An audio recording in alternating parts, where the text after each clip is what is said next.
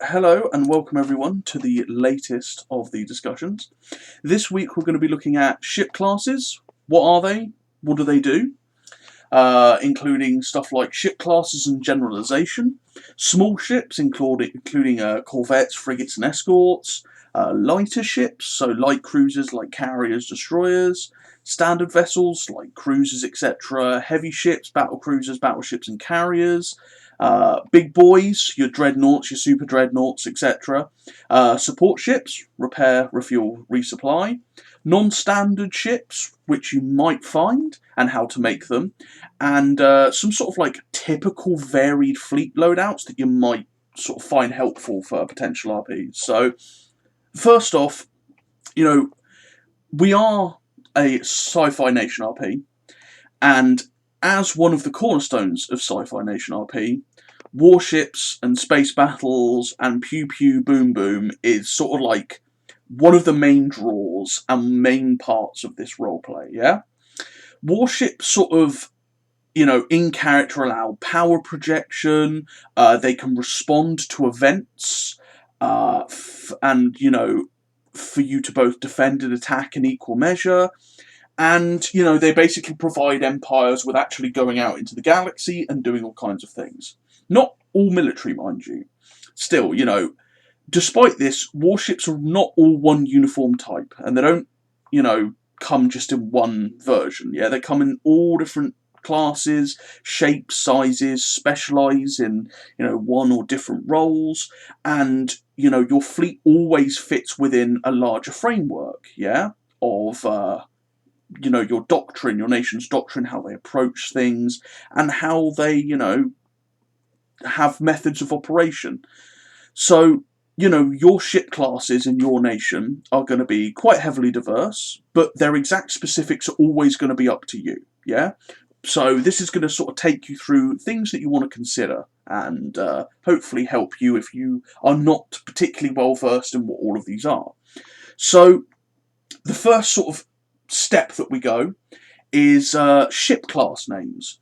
Now, normally, if you sort of like go to someone in this line of roleplay and you say, oh, this is my battleship, or this is my cruiser, or this is my frigate, etc., everyone's roughly going to know what you mean, okay? Not everyone, and that's fine, yeah? But most of the time, everyone knows that, a battleship is a big vessel that comes with loads of heavy firepower, and, they roughly know that, an escort is a smaller ship, and so is going to be sort of used for escorting larger vessels.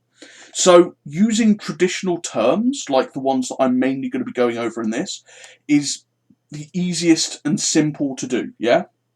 So you can be like, yes, my fleet is made up of escorts, cruisers, carriers, and battleships. If you want to keep it simple, that's completely fine, and you can use those terms. Everyone's mostly going to know what they are, yeah? However, you don't have to be constricted to these class names, okay?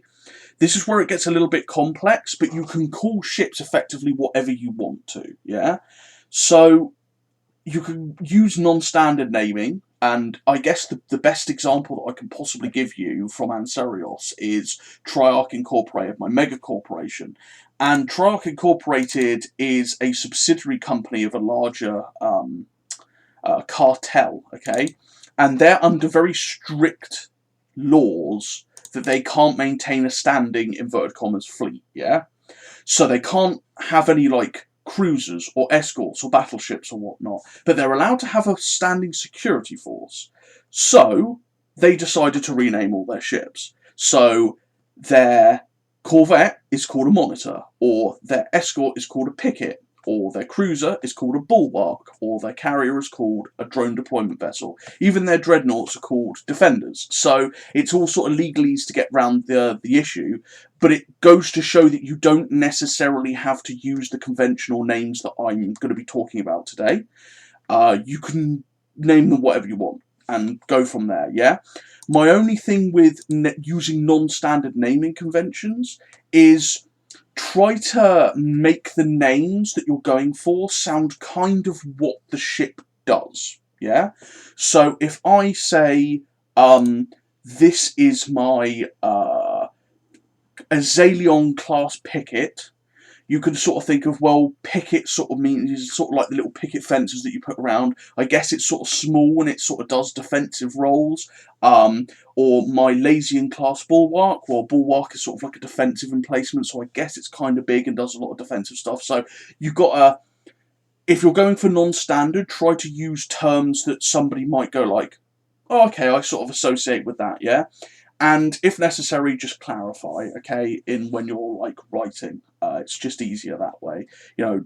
And please, for the love of God, don't try to like do silly mean stuff like, oh, well, my Corvette class battleship, or some weird ass shit like that. It can kind of throw people off. I know The Expanse has done that as well. They have like the Corvette class destroyer and the like. Kind of gets a bit hazy, but anyway, that's sort of like class names and what to do with that. The next one, and this is going to be a good meme, is ship sizes. Okay, now I'm not going to be covering exact ship sizes or ship bracket sizes throughout this entire thing, because you'll have probably all had some experience with ship size arguments at some indeterminate point in the past, yeah? Where you've got one camp that are like, oh my god, all ships should be under 1 kilometre, they should be the size of IRL ships, blah blah blah blah blah, small ships best, small ships more powerful, and then you've got on the other side, you've got people who are just like, oh, etc., supermassive ships are absolutely giga OP and they're the best thing and that everything should be like over 100 kilometers, blah blah blah blah blah. Nobody cares. In Ancerious, nobody cares how big your ships are. End of story. That has no bearing on what happens in roleplay. And you might think to yourself, well, hold on a minute, shouldn't that have a bearing on what happens in roleplay? Now, all of the fleet actions that we've had in this group for quite a while don't have any sort of focus on, you know, how big your ship is, how many guns does it have, what's the exact calculation of its PP poo poo factor. Like, everyone pretty much goes, okay, you have 30 cruisers, I have 30 cruisers, what type of weapons are they firing, are they evading, what tactics are they using, blah blah blah blah blah, yeah? So your size and how many guns and like exact specifications don't really come into play here. Battles are more story and narrative focused. They're more focused on what the ships are doing rather than, you know, calculating the exact wattage of your like toilet laser that's going to be firing like 466 times a second, and you've got 22 million of them all over your like 69 kilometer battleship or whatever, yeah? So we respect what your ship's armed with, and we respect what your ship size is, okay? We've got people in this group who have teeny tiny ships, okay? Like, everything that they own is like under 1 kilometre, okay? We also have some players whose ships are absolutely huge, and their biggest vessels are going up to our size cap, which is like 300 kilometres, yeah? It doesn't matter if a 300 kilometre ship goes up against a 3 kilometre ship, and they're both roughly for the same role, and you know whatever for the story, all cool, yeah. That's all good. Like, it's basically rough playing field. It's what you do with the ships, not how big you want to throw your e-penis around, yeah. Now, it only makes a difference if you and the other people that you're role playing with are like intrinsically wanting to bring that into a factor. Like, it may come up as a factor of just like, oh, well, you know, my big ship overpowers your ship, so that means we get to do some boarding actions or whatnot. Then it can be a factor, as long as it helps for story, rather than just like, well, my ship's 2 kilometres bigger, therefore I win. Oh, well, actually, my ship's 2 kilometres smaller, so I outmaneuver your ship. Like, it doesn't matter, okay? 2-3 kilometre ships exactly the same size are going to be built totally different to each other if they're going with different doctrines anyway. So if you can't compare ships of the same size from different nations, how the fuck are you going to compare ships of like different sizes from different nations, yeah? We go on roll, we go on capability, we go what they're trying to do in story, yeah? So size is purely for flavour and putting on our size sheets that look cool where we get to line everyone's ships up. But they don't have a focus in RP, yeah? All cool. Also, silly stuff to avoid is going like, well, my space fleet is made up of all battleships, or, well, actually, all of my corvettes are 120 kilometres, so, top keck. Like, doing sort of silly stuff like that can sort of break immersion and throw people off.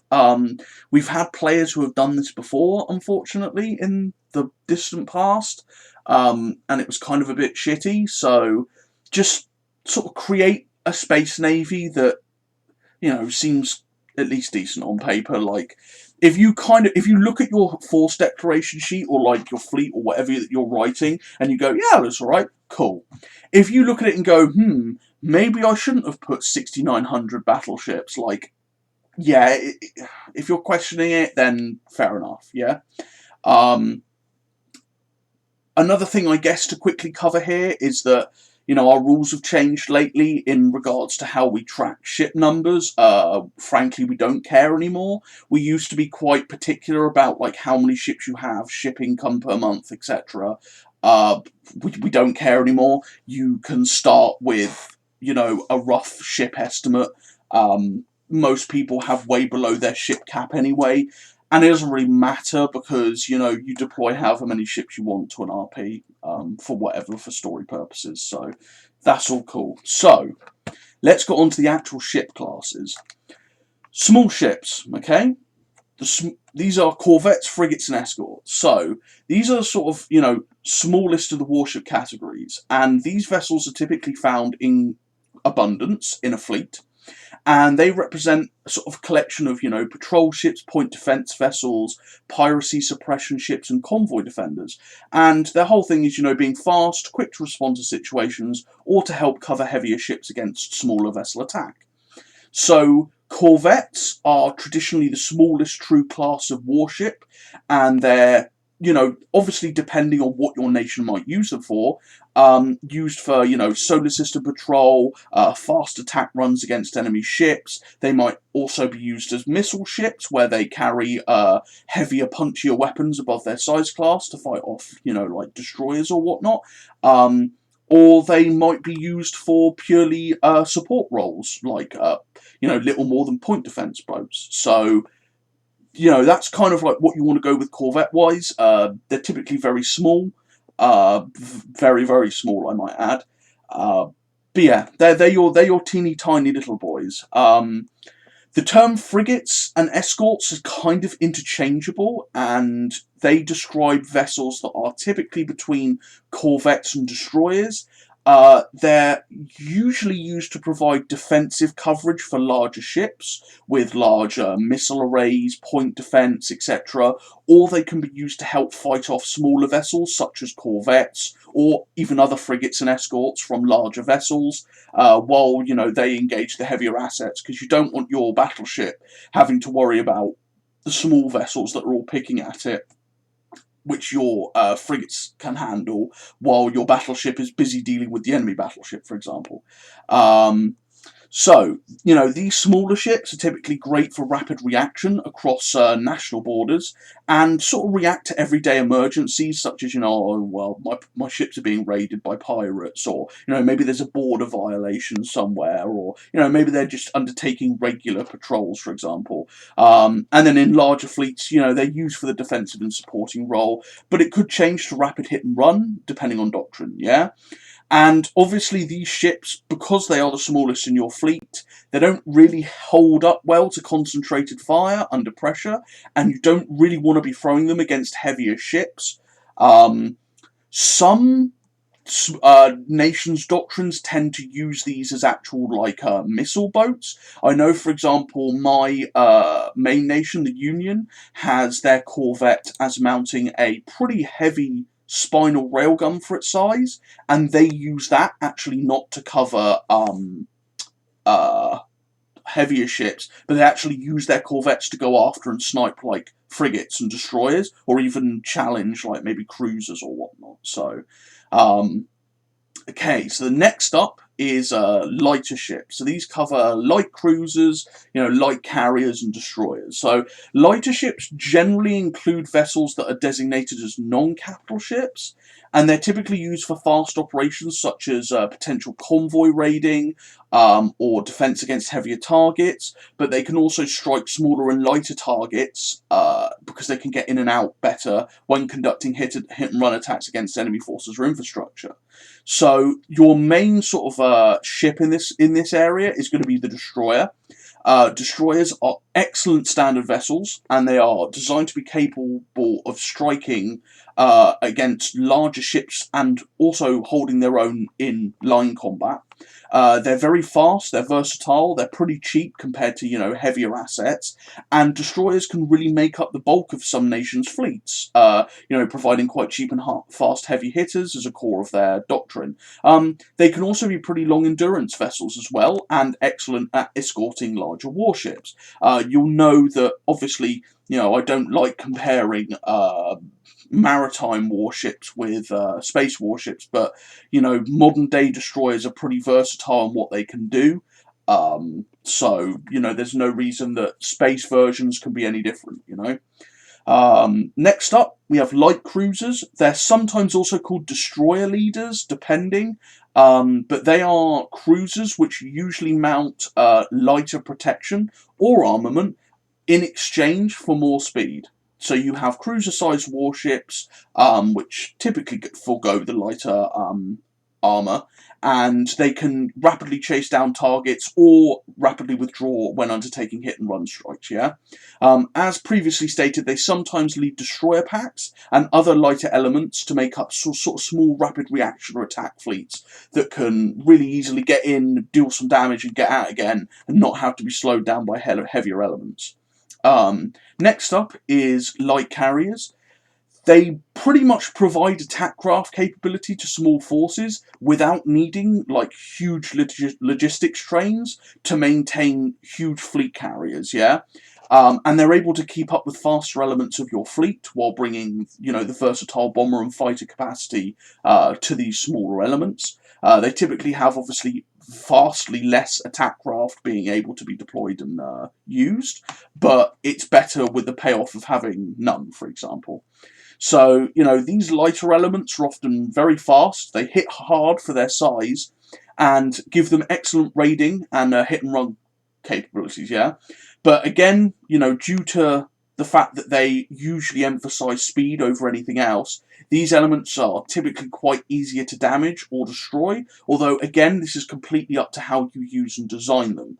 So, light carriers for you don't necessarily need to be fast, and they don't necessarily need to be fairly not protected, or you can build your destroyers to be very one role, for example. So these are just the very sort of general overviews of the classes. How you, as a nation, use these vessels and modify them for your own needs is, obviously going to be unique. So your standard vessels are, more or less going to be cruisers, okay? So some nations don't use cruisers as their standard workhorse vessel. That's completely fine. But typically the cruiser is like the go-to golden type for your fleet, okay? They're capital ships, and they're able to fulfill a whole variety of roles and act independently for long endurance missions, if needed, just like destroyers, yeah? They carry heavy armament and protection, and can be fairly fast as well, allowing them to go toe-to-toe with many smaller craft, or able to briefly hold their own against heavier ships as well. So the good thing is with cruisers as well is that they can typically be augmented for other roles, so you can make them specifically for long-range patrols, scouting enemy targets, raiding, for example, or providing fleets with vast area protection.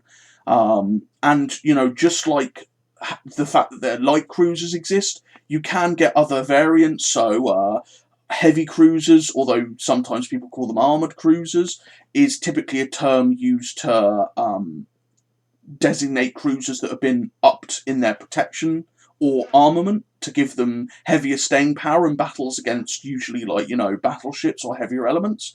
So they're usually slower and have a lot of their other roles kitted out, but they've got, you know, far more attack and defense capability for their size. But again, remember, it's entirely up to you how you want to use some of these sort of classes. You know, cruisers can fit specific roles, or sometimes they're very much more emphasizing multi-role, or they can emphasize, you know, speed, firepower, or whatever you particularly need. So, heavy ships. These are going to be your sort of like, I guess, poster boys, yeah? These are the true heavy hitters, and they're going to be the brawlers in your fleet. They are the ships that bring the heavy firepower, protection, and they sit at the core of your front line, pummel the enemy with constant barrages of fire, while tanking such in return, okay? Battle cruisers are a special kind of heavy ship. They trade a battleship's protective capability for additional speed and engines, okay? As such, these vessels come with very powerful armaments for their speed, but they're much easier to damage than, say, a typical battleship. This allows, you know, these battle cruisers, or fast battleships as they're also called, to prey on lighter elements of an enemy fleet, or really easily support raiding elements, which cannot, you know, fight some heavier elements as easily. So battle cruisers you won't typically find them operating alongside heavier fleet elements. You usually find battle cruisers either leading or countering lighter fleet elements where their heavy firepower can really be brought to the field. And you've got battleships. You know, everyone knows what a battleship is, more or less. Even if you're not a military expert, when you think of a battleship, you think of a big ship with lots of guns, yeah? It sits in your fleet, it throws out heavy firepower, it takes heavy firepower. Pretty much all there is to them. They're big, they're bad, they lack speed and agility, but again, depends. Your ships might not, depending on how you kit them out. But they make up for it in their ability to brawl and outright take punches. They are very good anchors for a battle line, and they provide a central point from which all of your other ships can operate around and support, yeah? So, next up is carriers. Now, carriers themselves are not really heavy hitters or brawlers, but they are large capital ships which project their firepower across massive distances using their strike wings of attack craft, yeah? So they're able to deploy these mass swarms of fighters and bombers, and they engage enemy fleets on their terms, with very little way for those enemy forces to fight back against the carrier, okay? Now, carriers obviously don't want to be in the front line where they can be easily engaged, but they sit back beyond the battle where their, you know, attack craft wings can do the most damage. Some carriers do have the capability to engage in frontline combat, where battle carriers are a thing. For source, or just because you think they're cool, do it, alright? Just, you know, they are cool. I mean, we all know Battlestar Galactica, you know, it's pretty cool. So nobody's gonna, like, shit on you for it. But I will say, if you kind of want, I guess, like in inverted commas, like, realistic take on it, battle carriers are really not good. Like, really, really not good. For the sheer purpose that you have a ship that is bad at both battleship role and carrier role. Because if your battle carrier is up close engaging with its battleship firepower, its attack craft wings are going to get shredded at close range by enemy point defense, even as they launch. However, if your battle carrier is away from the battle and using its attack craft wings to influence from there, its attack craft wings are not going to be able to engage with the same punch as a dedicated fleet carrier, and if the enemy has a dedicated fleet carrier, it's going to vastly outperform your attack craft wings and overwhelm them, leaving you vulnerable, yeah? So you're kind of taking elements from both, but not excelling at either, okay? But for the sheer thing of awesome, they look cool, then, you know, go for it. Anyway, so, you know, remember that heavy ships are large and complex affairs, which are, you know, also often mount powerful sensor systems and command facilities, so you can kind of use them as pseudo-command vessels for your fleet if need be, depends how you build them. But just because they're heavy hitters doesn't mean that you should, you know, be throwing your heavy elements around like they're invincible or they're really easily disposable, okay? You know, a battleship is going to fall to another battleship or a pack of destroyers in equal measure. You know, don't throw your heavy ships in willy-nilly. I've seen a lot of people who love to go like, oh, well, I'm just going to send like 120 battleships and only like, I don't know, 30 escorts. Like, well, okay, awesome, but your fleet's very sort of one-sided and it's going to suffer from that. So, yeah, it's kind of, think of it as a rock, paper, scissors game in some respects. Oh, you know it's going to be a lot more complicated than that, but just because your battleship has lots of guns, and lots of shields and armour, doesn't mean that it's not going to completely and utterly, you know, get hard countered by a carrier fleet that focuses on electronic warfare and long-range missile strikes, for example. So, yeah. So, next up is the big boys. Now, this category includes sort of like your super ships, yeah? These are your big, mega, giga, super, big dick dreadnought, super dreadnought, titan, whatever you want to classify them as, yeah? I know that there's some people who are like, oh, well, you can't actually call them dreadnoughts because that's not actually what the term means. To those people, I say there is hopefully some cleaning substances under your sink. Please ingest them. Dreadnoughts and super dreadnoughts, as a term, have developed independently of the name of the dreadnought and what that means in real life. I'm well aware of that. Because, let's face it, in sci-fi and games and literature and whatever, those terms have now got a life of their own. And everyone knows what you mean when you say, well, it's a dreadnought or a super dreadnought. Well, you know that it's a big dick mega ship, essentially, yeah?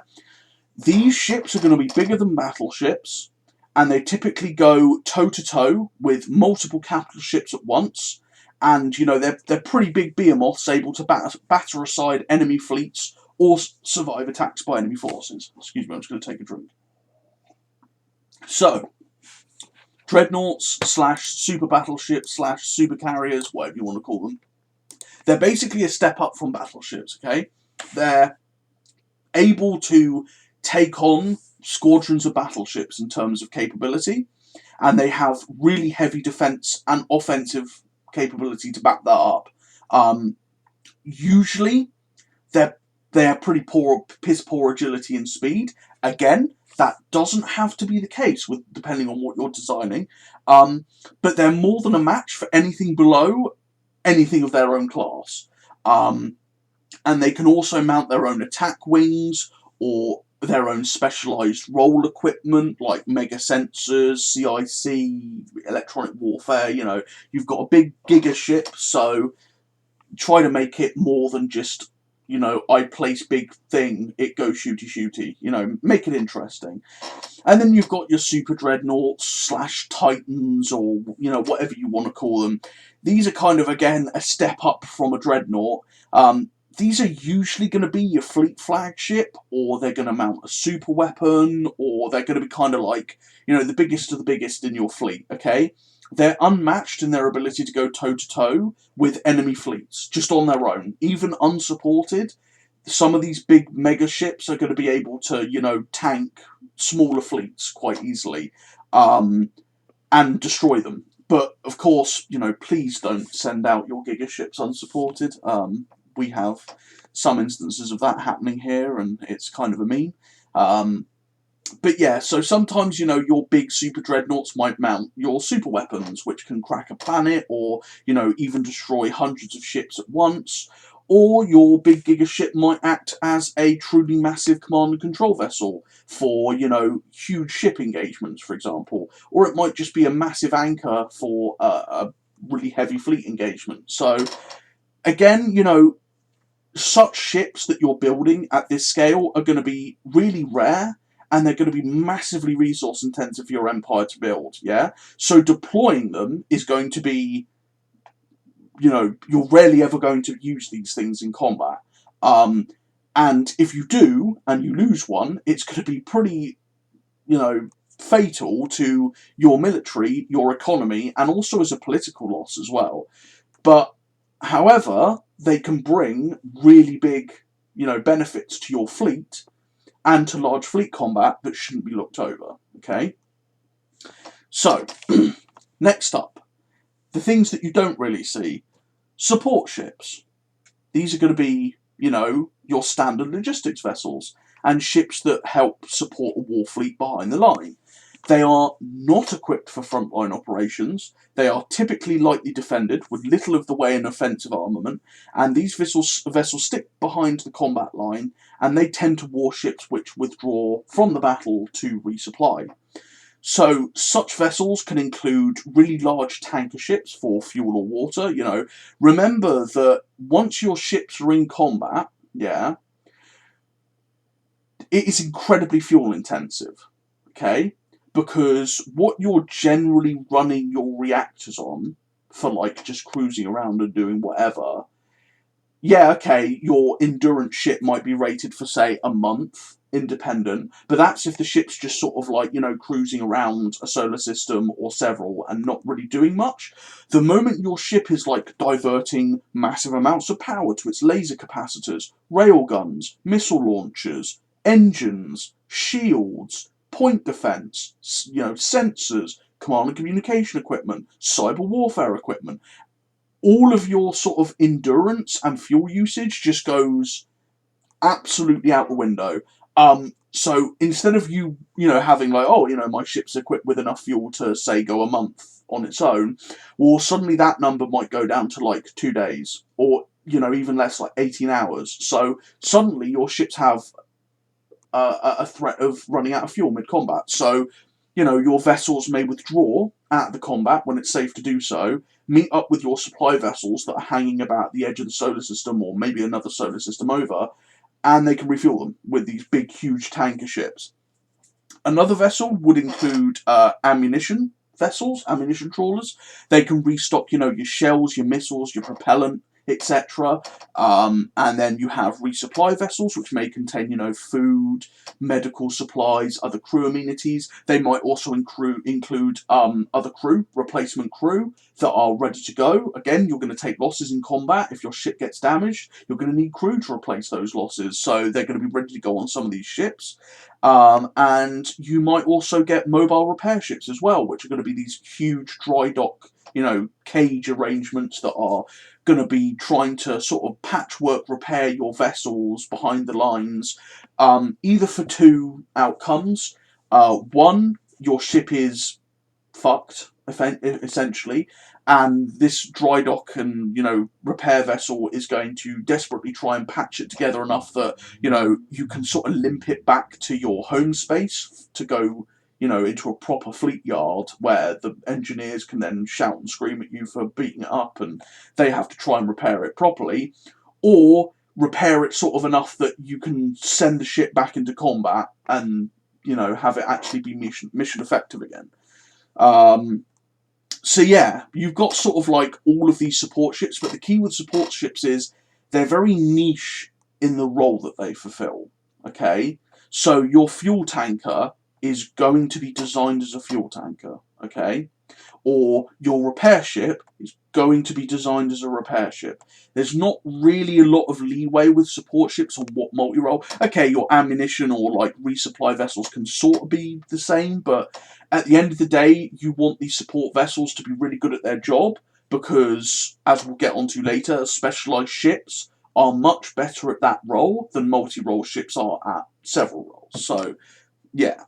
But you always want to keep your support vessels escorted. Do not expect them to defend themselves from true warships, okay? Maybe your support vessels you've designed to have some kind of armament to defend themselves. Maybe they might be able to fight off a very small light raid, but they're never going to be able to challenge proper warships, and if your support ships are being shot at, you have a serious problem, because even if you, say, fight off those enemy corvettes that have gone for you, if you've lost 2 repair ships and a fuel tanker, that's a massive amount of logistics that you've just now lost, that your fleet doesn't have access to. Now, I will preface this by saying, no, we don't expect you to roleplay all your logistics in fleet battles. That's not a thing here, don't worry. However, we are sort of encouraging players to incorporate that more into writing fleet elements, because it's not something you see. it's kind of interesting for story, and it allows more interesting and dynamic interplay between players. So it's not just, I have 10 ships, I have 10 ships, we're in a system, let's shooty shooty pew pew. That's cool, but maybe you can make it a bit more dynamic by giving each player some additional objectives, like, oh, maybe I have 20 ships and you have 10 ships, but I have a load of support ships at the edge of the system that I also have to protect because I'm really far away from my territory. Therefore, while you're technically at a disadvantage in numbers, you have an additional objective that you can fight, and then you can have story around that. Yeah? So, yes, we don't expect you to role play out all of your support assets and logistics, and I don't care how many ration packs you're transferring over to your battleship, but it's an element that's there. You can use it to enrich your story, okay, and just help flesh out your nation's fleet a little bit more. So, next up is non-standard ships, okay? Now, non-standard ships are kind of your weird and wacky ships that don't really fit into conventional roles, but can still be very important either within your fleet or as part of your nation's doctrine, okay? Now, non-standard ships are entirely up to you to design or include within your forces. You don't have to include them. You could include them. You could even create your own, yeah? And the following list is sort of no means comprehensive, but it's some examples of what you can find, especially in Ancerious and also in other sci-fi. So the first one are monitors, okay? Now, monitors are vessels with extremely poor mobility for their size, and they don't have any FTL drives. Okay, so that means that they are stuck within one solar system unless they are moved by, I don't know, military FTL tugs, yeah? However, the payoff is that monitors mount battleship level or better offensive and defensive capabilities, because all of the engine capacity, all of the FTL capacity, and a lot of the supply capacity get put out for huge amounts more guns and defences.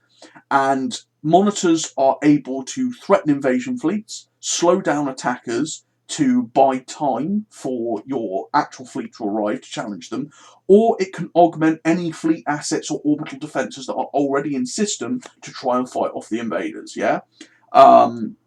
Monitors here are not typically counted towards like your ship cap because they don't have an FTL drive, but we don't tend to say like, keep it fair with the amount of monitors that you have in a system, because, if it's your capital system, you could be like, oh yeah, I have like 100 monitors because they're constantly patrolling like ship lanes, etc. Okay, that's fine. But, if I invade, say, your agricultural world of Bumfuck 9, where like nobody cares about it, and it's got like 4 guys and their goats, and you say, oh, I've got 1,500 defence monitors, I'm just like, yeah, something seems a bit off there, and I'm going to call you out on it, yeah? So, sort of use them sparingly, but they're still pretty cool to have in addition to other defensive stuff.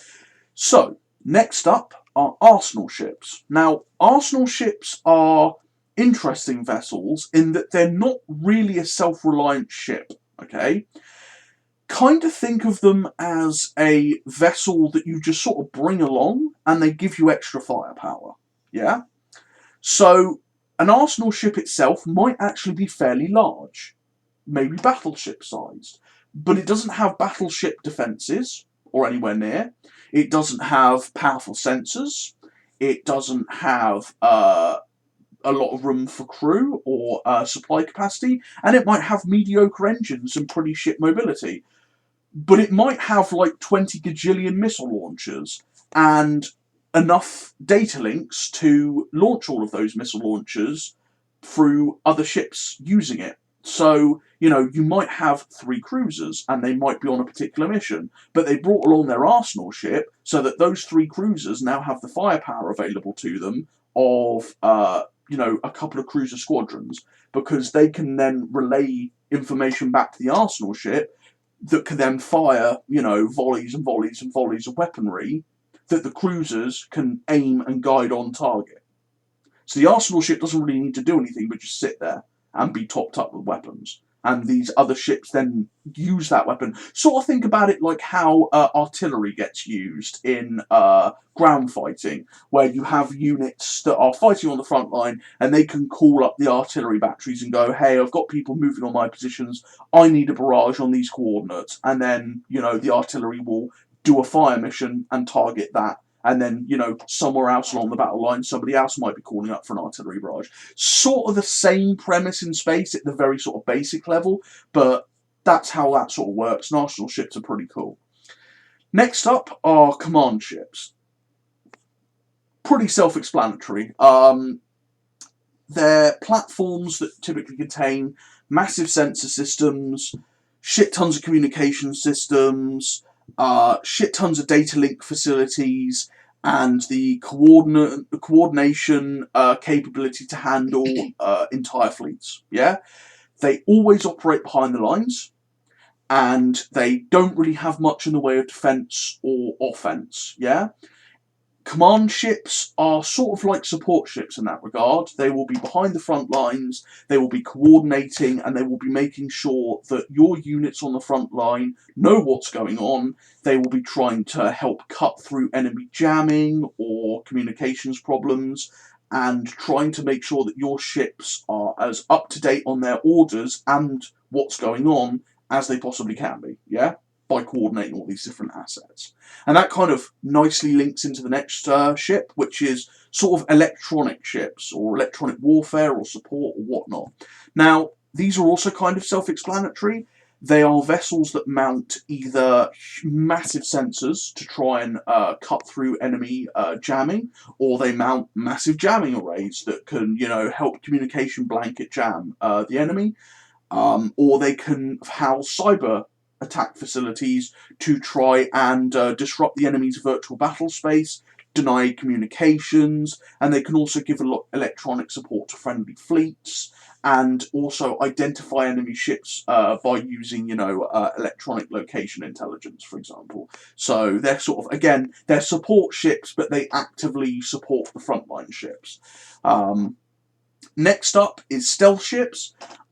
Stealth ships don't really fit into one particular sort of, like, I guess, category, because you could have, like, a stealth battleship, or a stealth corvette, or, you know, stealth ships really can come in all shapes and sizes, but the general gist of stealth ships is that, you know, they usually trade out some of their capacity for stealth systems, yeah? So, for example, a stealth battleship is generally going to have less armament, less defences, or less speed, or agility, or acceleration than, you know, a non-stealth battleship of its regular size. But, you know, the whole point of stealth vessels is not to just you know, go undetected totally. It's to get an alpha strike, or it's to bypass defences to undertake some sort of role, yeah? So it might be you want to get into enemy territory and strike critical assets, or it might be you want, you know, your stealth battleship might not be akin to a normal battleship on toe-to-toe footing, but because of its stealth systems, it gets the first alpha strike and surprise volley, therefore can get the upper hand. So, yeah, stealth ships don't really fit into a particular role, but stealth systems are sort of what you will usually find in a lot of nations. Next up are multi-role ships.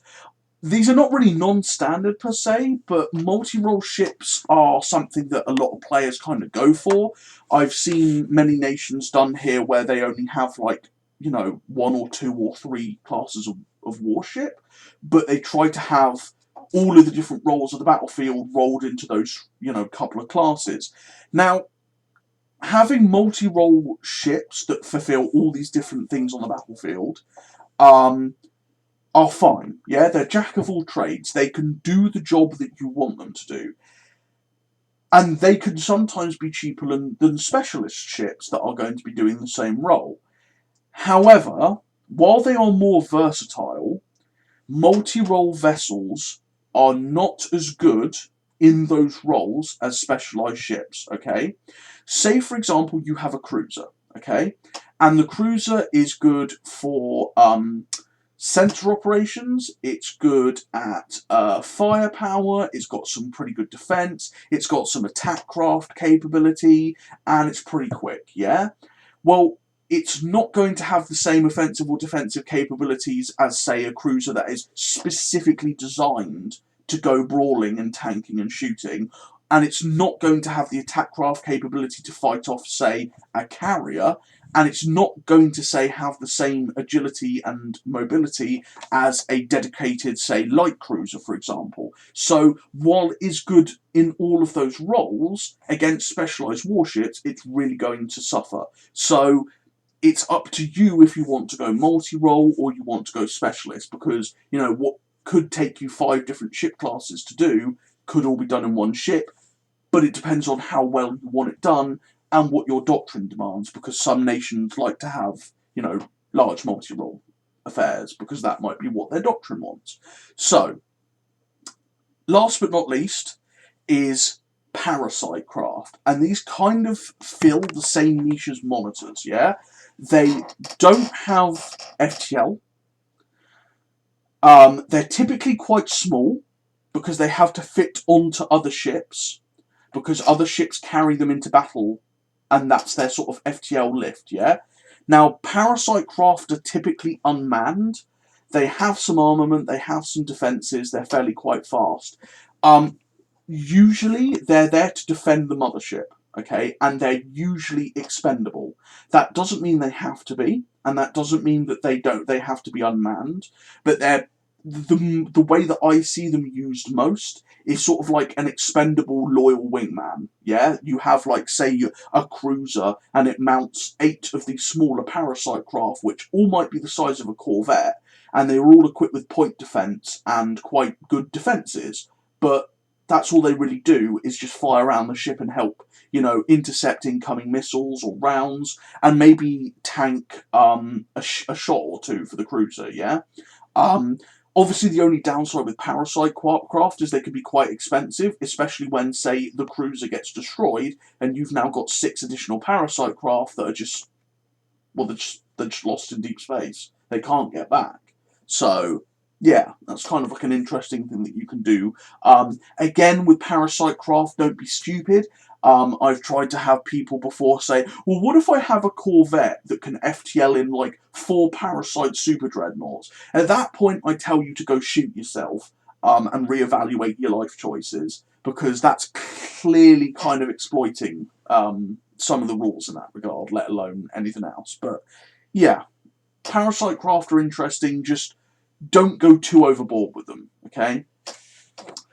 So, finally, I'm just going to go over some really basic stuff for, like, varied fleet layouts, yeah? So, typical fleets are going to be very dependent on your nation and their doctrine, okay? So, for example, Pulsefire here may field a nation which emphasises quite small and lighter ships, yeah? That really focus around speed and firepower. So, they're going to have lots of these lighter fleet elements for very rapid reaction, hitting hard, raiding, etc. But they're not really going to have a lot in the way of, say, heavy fleet elements like battleships or dreadnoughts, for example. Or if they do, those ships are going to be geared towards fast, rapid reaction, hit and run, yeah? So they're not going to be able to, like, brawl or hold the line. Meanwhile, for example, him might have the complete opposite, where his nation focuses on defence and firepower, and, you know, they don't really have a lot of lighter elements. They don't really believe in a lot of escorts or corvettes, but they have loads of cruisers which are, like, geared towards defence, heavy emphasis on battleships, heavy emphasis on using dreadnoughts as, like, you know, anchor lines, etc. So your fleet doctrine is going to be completely down to you.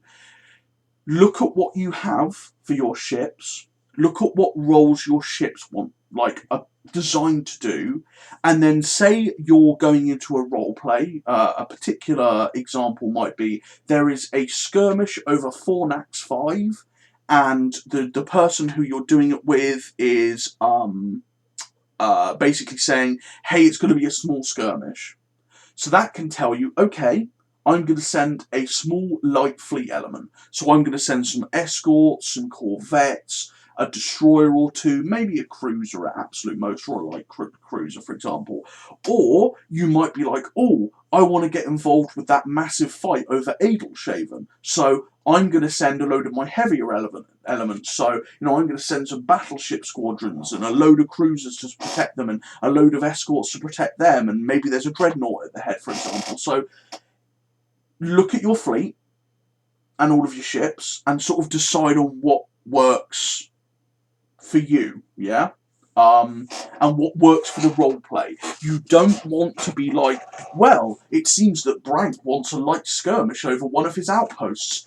I'm clearly going to send 400 super dreadnoughts and like a massive heavy fleet element. In which case Brank tells you to piss off, and the admins tell you that you might have some extra chromosomes. So yeah, these are sort of like, I guess, typical fleets as what you might find.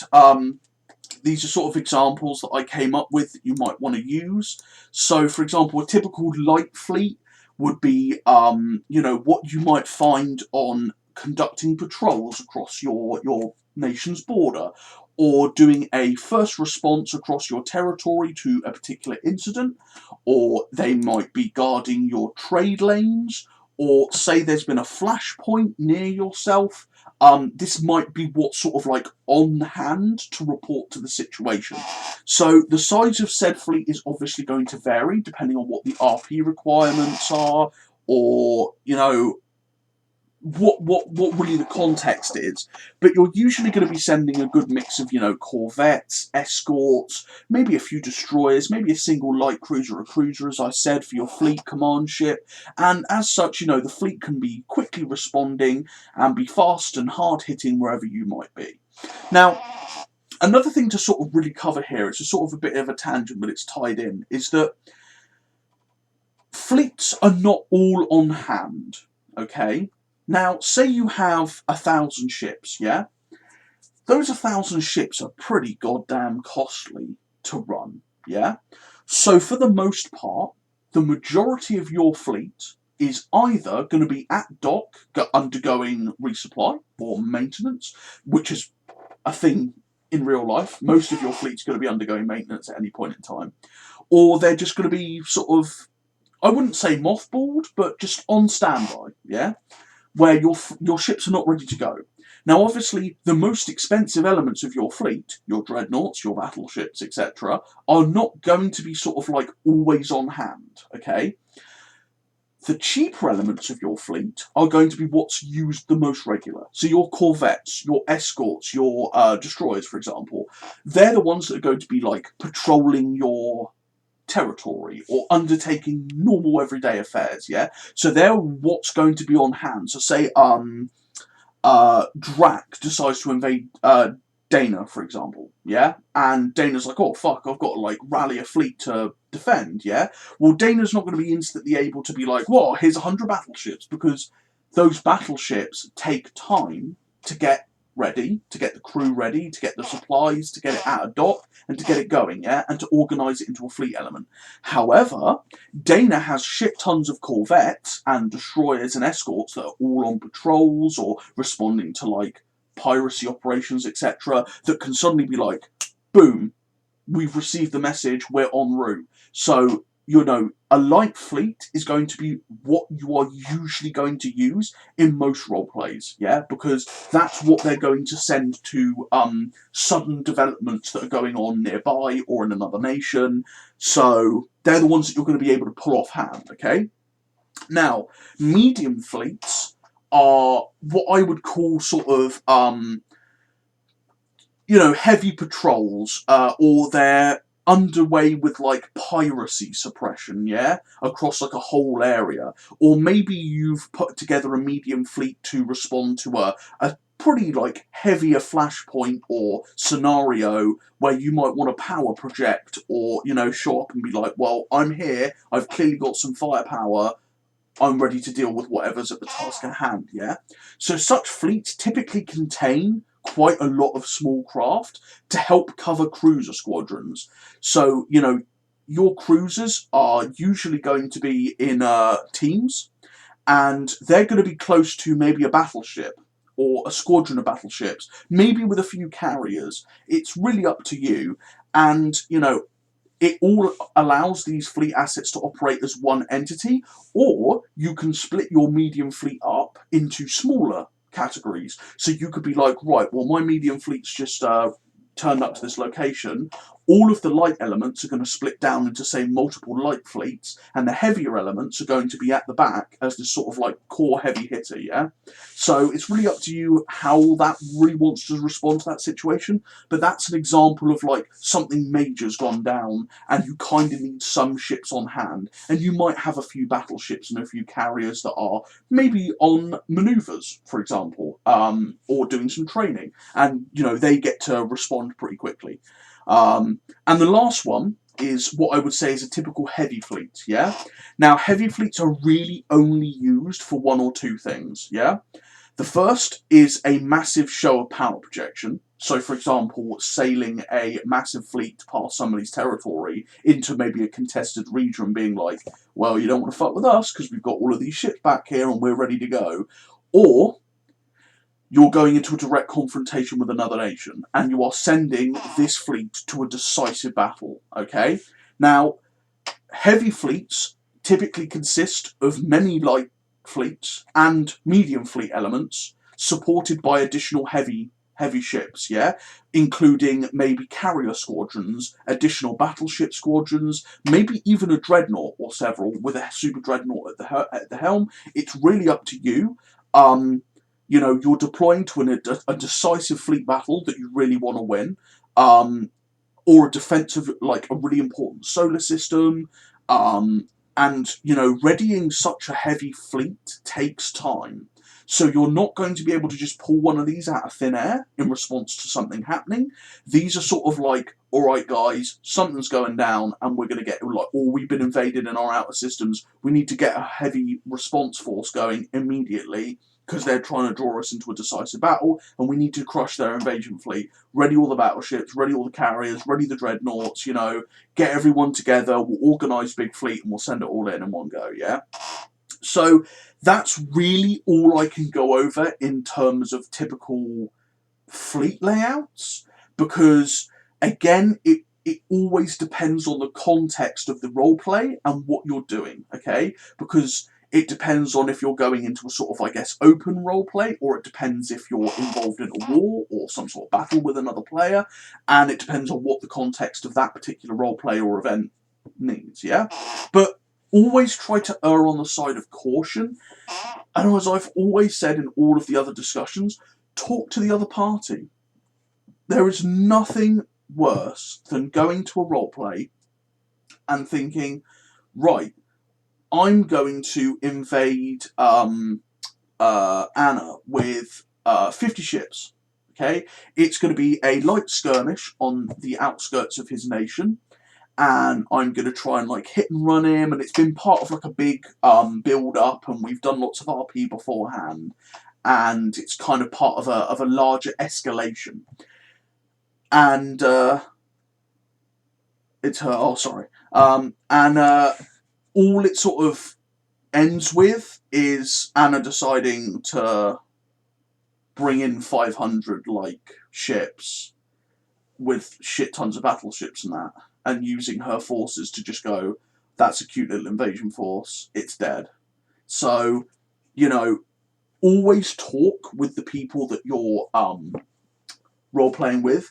Always ask clarification with, how many forces should I bring to this? That is a pretty average question here, especially for open role plays with like a GM. They will usually list like, you can bring like 15 ships or whatever. Discretion is up to you. Or, if you're fighting with somebody, you might just be like, all right, well, let's have this as a small battle with like, I don't know, 50 ships aside or something.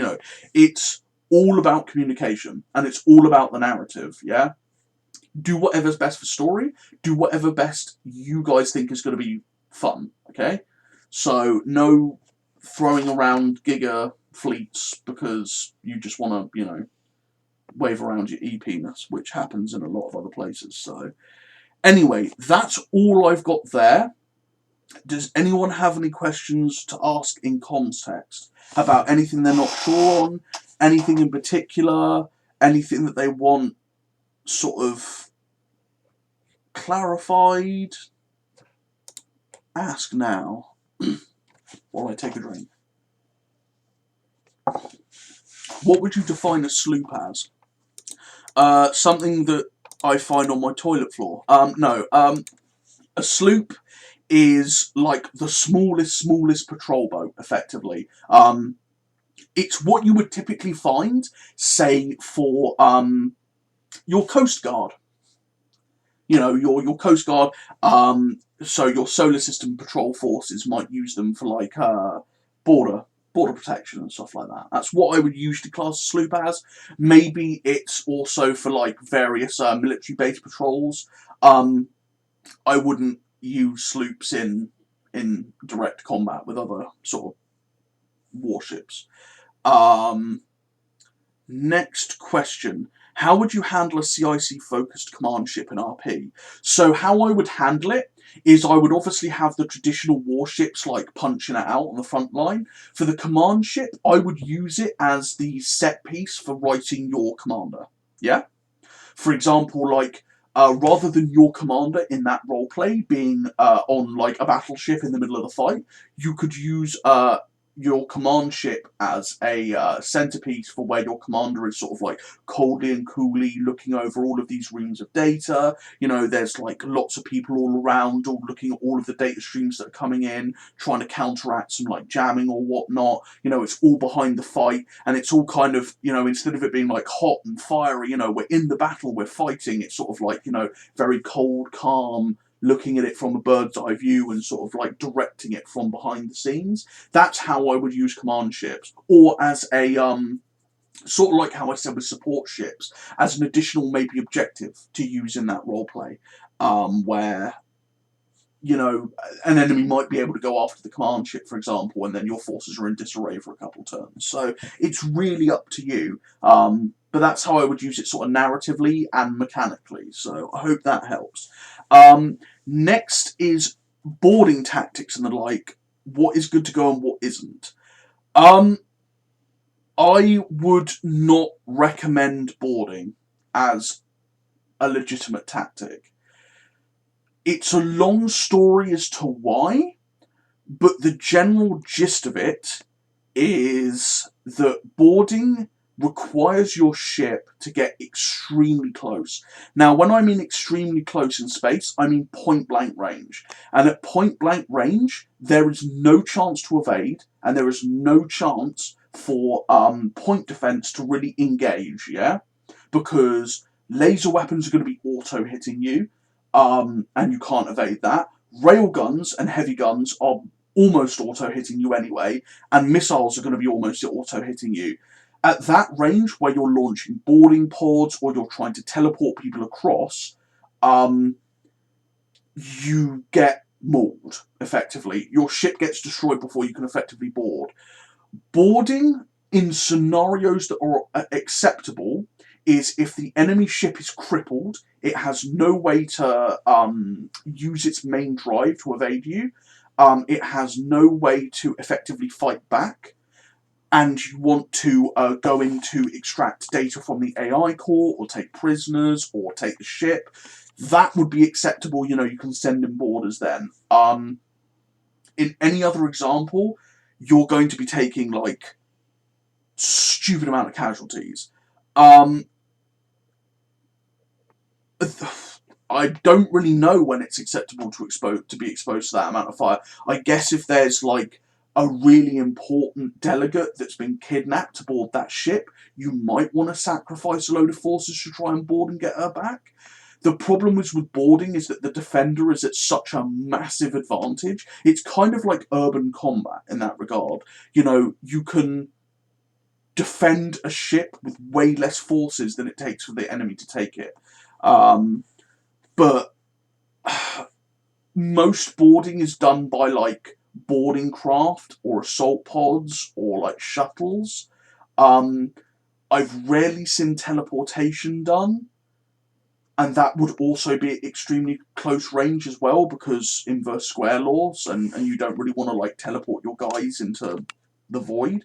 That and locking on and materialising within a moving ship on a moving ship is probably not too helpful. Those are the only instances that I can really think about it without going into like too much giga detail in this particular discussion. I think we actually had a big like talk in a gen dev about boarding the other day, but I can't remember. So super carrier as a command ship is not a meme. Nope, that's not a meme. If you want to use stuff like that, you know, super big ships are pretty standard for command and control vessels as well.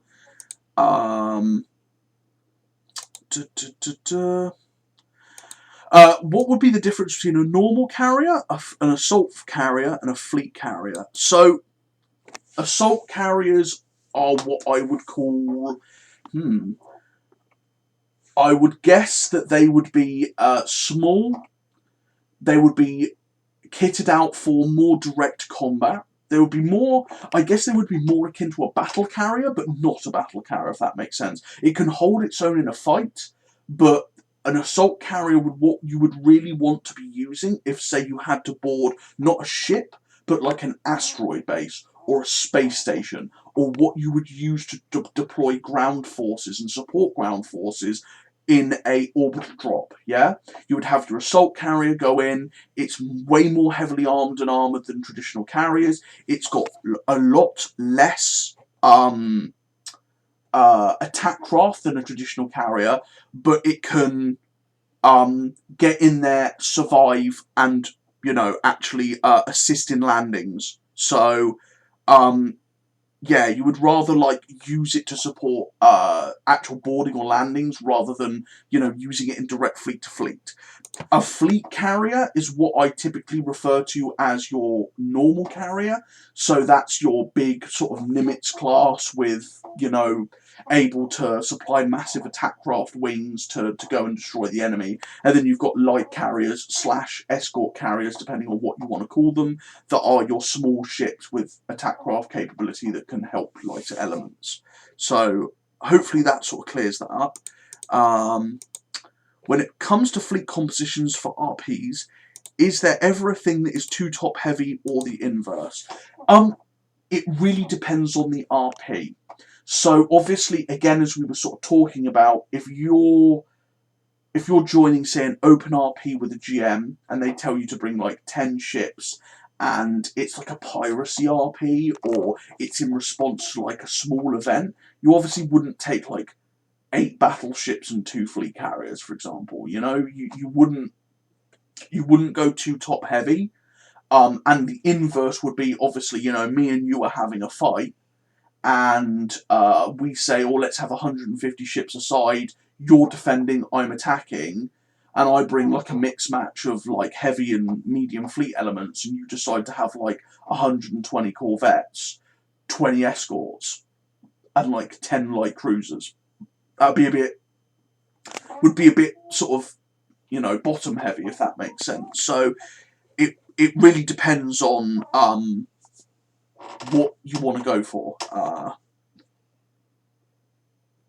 Oh yeah, of course they could do some work, but it would be sort of like you still want to have a bit of a gap. But again, it depends on the RP, and it depends on your nation's doctrine as well, because your corvettes might be completely different to how my corvettes work, for example. So make it fit to the story and the context rather than anything else. That's what comes first.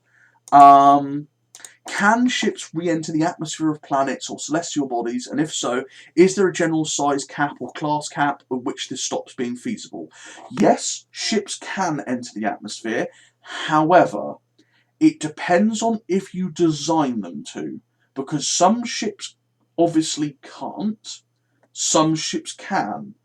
There's not really, I guess, a definitive cut-off size, but I generally say, and this is my personal rule of thumb, I typically cut off ships that can enter atmosphere at cruisers. Okay? So in my personal sense, the Union my main nation, their Dark class cruiser is 4 kilometers in size. That is the maximum craft that can operate in atmosphere. I don't like. You pretty much never want it to operate in atmosphere, but it can if necessary. Anything up from that starts to have problems and can't escape properly from the planet's gravity. Yeah.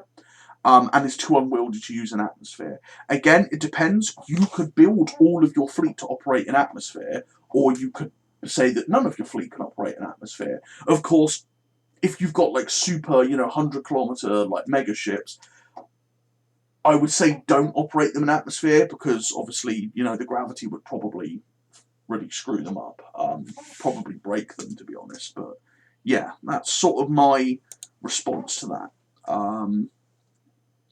Okay, what else have we got?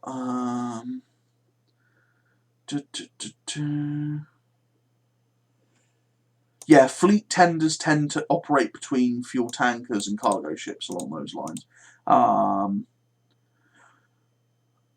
So, if you haven't talked about it, what would you recommend for ship class sizes for each class? Now, again, I've already said this at the beginning. Ship size don't really matter, okay? However, if you want me to, I can give you general sizes for each class. This is personal to me. This is what I generally go to when designing ships, okay? I make corvettes 100 metres and under, okay? Frigates and escorts, 1 kilometre or under, maybe 1 to 2 kilometres depending, okay? Your light cruisers, I go from anywhere from 2 kilometres to maybe 3 kilometres. Light carriers are exactly the same. Destroyers, maybe 2.5 to 3.5 or 4 kilometres. Cruisers, I typically go from anywhere from like 3 kilometres up to 8 kilometres. I don't really know. Battle cruisers, anywhere from like 5 to 9. Battleships, anywhere from, I guess, 6 to 12. Same with carriers. And then dreadnoughts can be anywhere from like 10 to 100 kilometres, and super dreadnoughts you could take all the way up to the maximum ship cap of like 300 kilometres. It honestly depends for what your nation does. For example, Triarch's corporate fleet, most of their ships are under 5 kilometres in size, including like all their battleships and that. Coincidentally, on the opposite side of that, EOS, nearly all of their ships are over 3 kilometres. So even their smallest vessels are, massive, okay? With their battleships being like 30 kilometres and their dreadnoughts being like 60 kilometres. So it really is sort of completely up to you, but those are my typical size brackets that I operate under. So yeah, what should I classify a sapient star as, and should I try to adapt that into a fleet at all? I don't really know what you class it as. Probably some sort of megastructure. Should you try and adapt it into a fleet? Not the star itself, but maybe the star can have manifestations that act like certain classes of warship. That's how I would do it. Would there be any scenarios where if a space battle is going so terribly, it's safer and more beneficial to have controlled crash or crash landing on a surface of a planet and use that wreckage or landed vessel as an invasion evacuation command center? That's an extremely niche question. I guess so.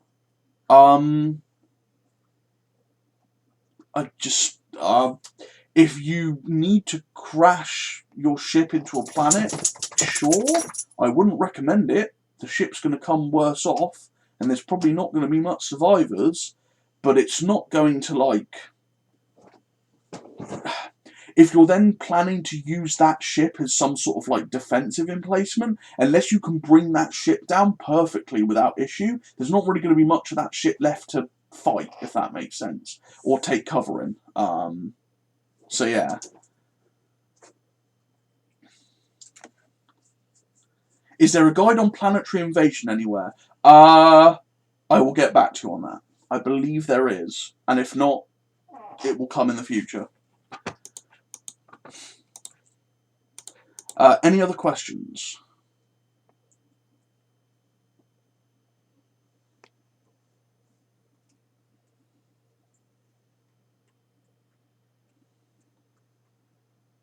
People are typing. Is there any such a thing in Ancerious as overkill in the big invasion forces? So in the old days, we used to have like 1,000 ship fleets running around invading people, or like somebody might invade someone else with like a 3,000 ship fleet. We had a lot of doom stacking in the old days where like people would just throw like shit tons of ships, and then be like, "Oh, I have more numbers than you, therefore I win." These days, honestly, like invasion forces are way smaller, and you typically don't find doom stacks all that often anymore. So there's no really such thing as overkill, because you're always going to be communicating with the other player. In the days of Ancerious Doom stacks, everyone was a lot more competitive, so there wasn't any like communication back and forth. It was just, oh, by the way, Valu, you're being attacked by me in your capital with 3,000 ships. I've just created the RP chat. Have fun. Like, that was kind of how it happened.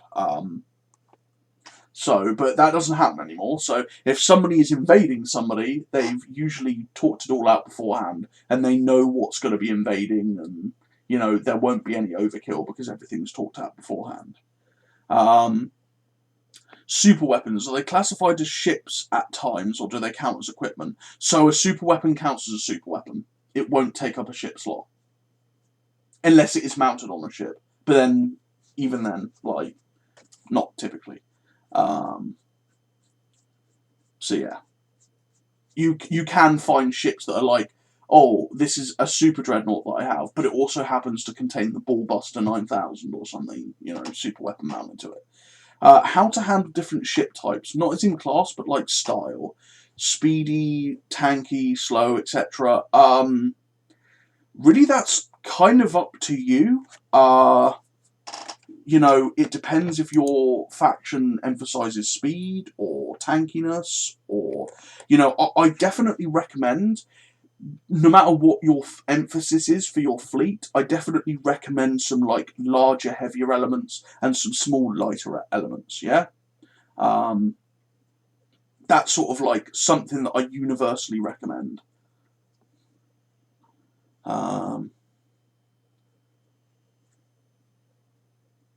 But yeah, anything else, or?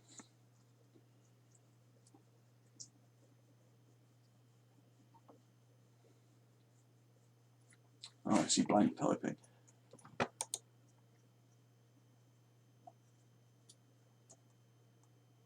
Yes, we do have stealth. Stealth dreadnoughts might sound like a meme, but they do exist. There's one up the top here, and there's been several others that have existed. But yes. What are some examples of what not to do, aka meme ships? That's a good question, actually. I guess stealth dreadnoughts are also kind of a bit memey in like what they can do, because we have had some people who have tried to create stealth dreadnoughts and been like, oh, you can't see them, and they're just going to go and blow up your planet, when obviously that's not how they work. Yeah, I think Drax got the one there. Meme ships basically are like, oh, well, I have a carrier, but it carries like 700 monitors into battle, and the monitors are all like 1 kilometer ships with massive shields and armor. So, you know, I'm only bringing a fleet of 10 carriers, but obviously I've got 7,000 monitors that are attached to them. So GG. Stuff like that is kind of the worst meme ships we've had. Obviously, we've had like ships where somebody goes like, "Oh, well, you know, my dreadnought's like basically invincible, so like you can't kill it."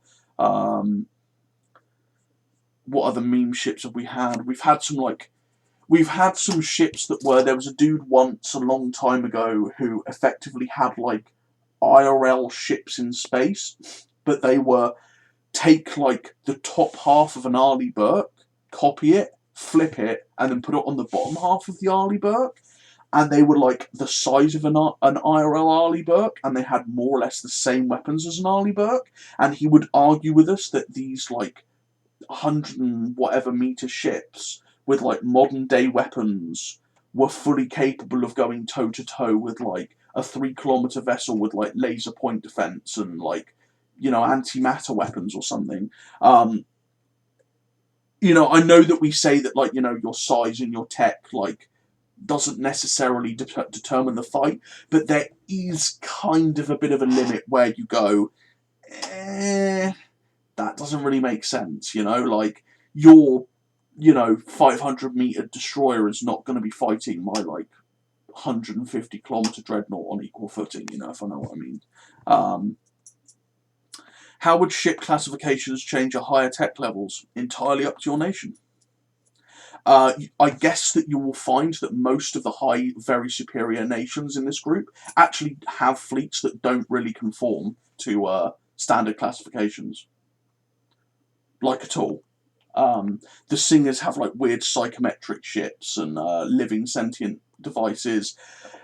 The Pords have like special dimension ships. The Axioms have their Cardinals, which are like support vessels and Giga anti-dreadnought snipers all in one. Yeah, I say that the higher you go tech-wise, the more like weird and wonderful stuff becomes.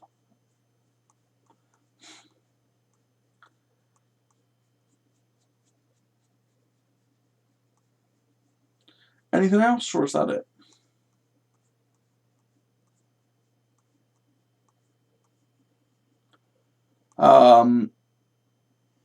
Well, Pions aren't actually Ancerious specific, but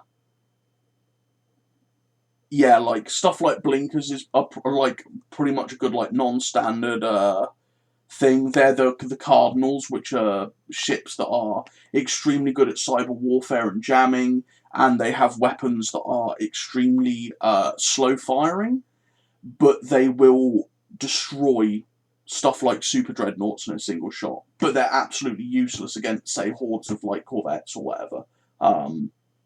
So yeah.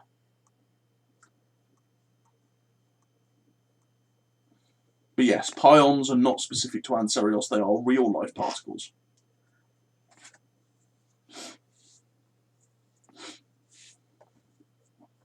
How to handle fighters. I'm not going to cover that in this. How to handle fighters and bombers in their own RP in combat is a whole rabbit hole of what is probably going to be a future discussion, because there's a lot to go into on that. But it's not so easy. TLDR, fighters are going to be used to shoot down missiles and other attack craft. Bombers are going to be used to conduct long-range missile strikes on enemy ships. That's as simple as I can put it.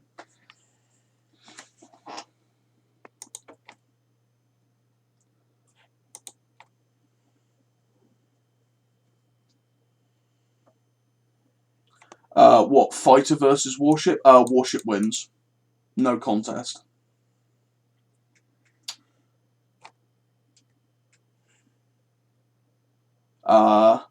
What should I class vessels whose total mass is completely disproportionate to their outward mass?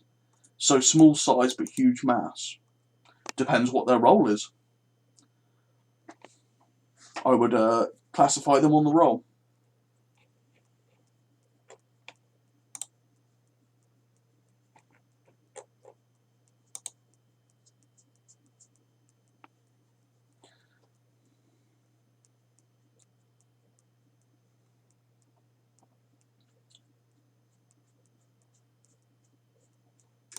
If they're used for like trying to attach to ships and boarding, don't know. You guess you could call them assault ships. Depends what you want.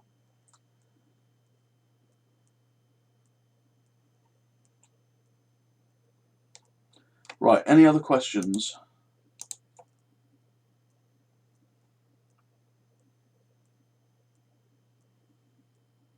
Favorite ship in Ancerios? Oh god.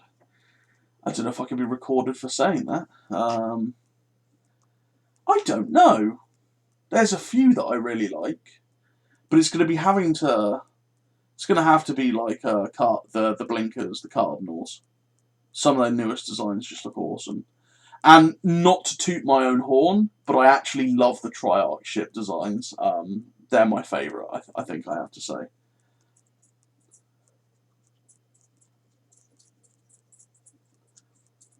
Anyway, we will leave it there for the discussion. So thank you everyone for coming, and have a good evening.